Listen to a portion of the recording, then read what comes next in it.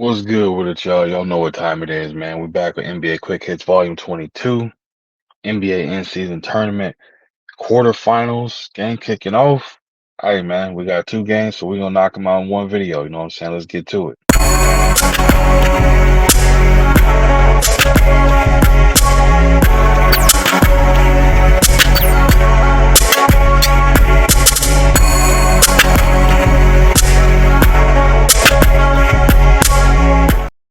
What's good with it, y'all? What's good with it, man? Welcome back to A1 Hoop Zone. Y'all already know what to do. Before we get into this, make sure you hit that like button, sub to the channel if you're new.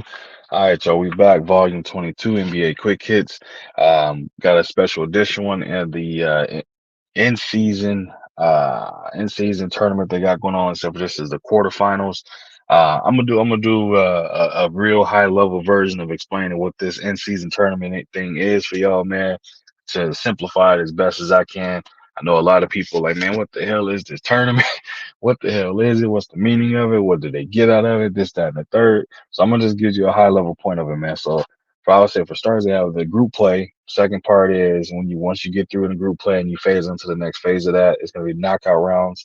Phase on to the next phase of that. Prizing and league honors.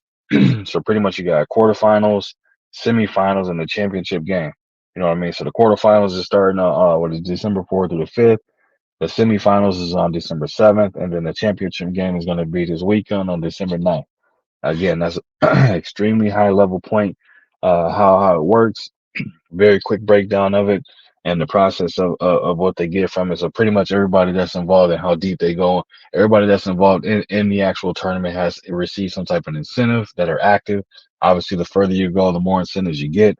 So obviously, money on the line. That's why you got a lot of these teams being undefeated or only done lost one games and things of that nature. But as far as if you want a full breakdown and definition of the rules, man, I'll tell you to go look it up. Just because again, I don't want to bore you to death taking 20 minutes to explain it. So I again did it from an extremely high point, high level of group play, knockout rounds, prizing and league honors, and so what it essentially goes to is quarterfinals, semifinals, and championship. So that's all for that, man. So first game up for this prediction on this one, man, we got the Celtics versus the Pacers. Man, last matchup they had on November 1st. Celtics went out there and handed them boys a 50 ball. They beat them by 51 points, man. It's so that the Pacers are gonna be looking to get some get back. I mean, you don't go out there and get 50 ball to go home and you cool with that. You know what I mean? That's not something that typically happens, and the Pacers will be playing at home for this particular game too. So they absolutely gonna be looking to get some get back. But I feel like we may see a repeat of that exact same situation. Well, not that same situation of getting beat by 50, but I see the Celtics winning this one, man. I feel like Jason Tatum, Jalen Brown, way too much for them. Drew Holiday is back. Still waiting to see status of Porzingis. Either way, they still have Al Horford, definitely a veteran big who can do dang near the same thing as Porzingis, except for he just doesn't have this exact same length, or he's not as big as Porzingis is. So that's kind of the only downfall there for the most part, man. The Celtics team is intact, well coached. Obviously, the players extremely immensely talented, led by again Jason Tatum and Jalen Brown. But Drew Holiday being there, man, adds a veteran presence. Obviously, he won a championship, so he can definitely have a championship presence as well. And again, with Porzingis definitely being the unicorn for them, and he's I would say he's almost a difference maker from that point as well. A stretch big, can shoot the three. Obviously, he's extremely aggressive when attacking the rim, so he adds a whole different dimension to their game. I mean, Al Horford can do those things to some degree, but it's nothing like having somebody that's 7 foot plus that has that ability. Definitely a much better shooter, but more so again when he's hard to deal with. Let's just be honest, man. Al Horford, you can definitely deal with him. He's not as quick or nimble or as Porzingis, and again, like the size is a big difference as well. But Porzingis presents a completely different threat. You know what I mean?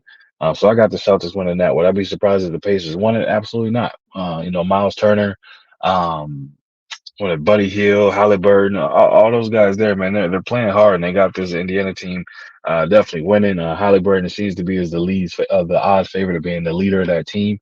You know why? Because the ball was in his hand a couple of times with the game on the line. He tricked it off. He tricked it off once, that I remember watching personally. But other than that, they trust him to have the ball in his hand to make a game time decision to bring it home. You know what I mean? So we'll have to wait and see. But again, I got the Celtics winning that one. Would I be surprised if the Pacers won? Absolutely not. Next game up after that, man, we got the Pelicans versus the Kings.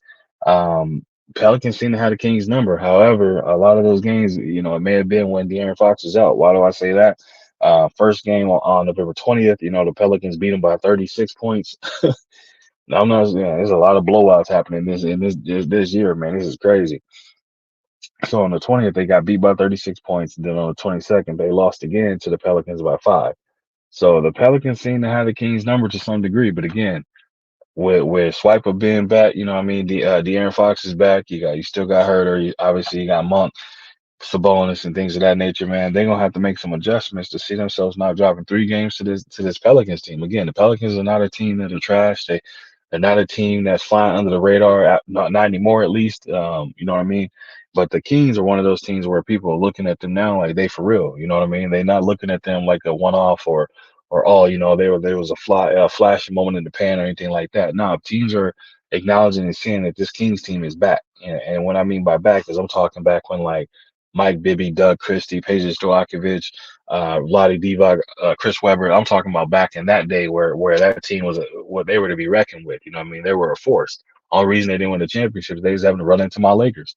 You know what I mean? That's the unfortunate situation. If they would have got there, I can see that team definitely winning the chip. They had a well balanced scoring attack. They had a veteran point guard. They had a backup point guard in Bobby Johnson or Bobby Jackson. I'm sorry, Jackson. You know what I mean? That team was loaded, man. Doug Christie. That team was insanely loaded, man. It's just again they ran into my Lakers and my Lakers stomped out those championship aspirations. You know what I mean? But the Kings are back, man, and I'm happy to see it. Now on the prediction side of this, who do we have winning this one? Ooh, wee, man, this is a tough one, tough one, tough one. I feel like again having those 2 losses like that. Is it a mental thing? It's extremely early in the season, so could it be a mental thing? Possibly, but at the same time, a lot of these teams, man, is they take it one game at a time. They don't hold on to it thinking this team got a number or anything like that. I think a lot of them, obviously, it's a game at a time. Whatever happens, happens, and they keep it pushing. But enough of that. Who do I have winning this one, man? Playing at home, I'm gonna rock out with the Kings. I think the Kings are gonna come out much more enthusiastic about this. Obviously, with an incentive and something on the line, and I think they're gonna show up big, man, and they're gonna win it at home. I don't really see them dropping again 3 games to this Pelicans team, let alone winning or losing another game at home when they're in the quarterfinals of an in-season tournament. Again, with something that has some incentives behind it. When you put incentives into anything, you're gonna get people to play a little bit harder. You're gonna get a little bit more competition. You know what I mean? And that goes with everything, not just necessarily basketball. That's everything. So I got the Kings winning that one, man. So it's a quick recap on these 2 videos before or 2 teams before I get up out of here for y'all, man. I got the Celtics beating the Pacers, and then I have the Kings beating the Pelicans, man. I just like I said, man, I just see the Celtics being definitely more talented. Again, would I be surprised the Pacers won? Nope. Wouldn't be surprised. Just like I wouldn't be surprised the Pelicans beat the Kings. I wouldn't be surprised the Pacers beat the Celtics. But for my predictions, man, I got the Celtics winning and I got the Kings. I got the Celtics beating the Pacers and the Kings beating the Pelicans, man. But that's all I got for y'all. I appreciate you stopping through. Make sure you hit that like button, sub to the channel if you're new. Hit me in the comments. Let me know who you have winning the games and why, and I'll be sure to respond to each and every one of y'all. And definitely, again, tap them comments, man. I'm not shying away from it. Let me know what you think. Who do you have winning? Let's go head to head with these predictions, man. Make it fun. Make it a good time, man. We're gonna keep growing and keep expanding. I appreciate y'all coming through, and I'll be back at y'all with another one, man.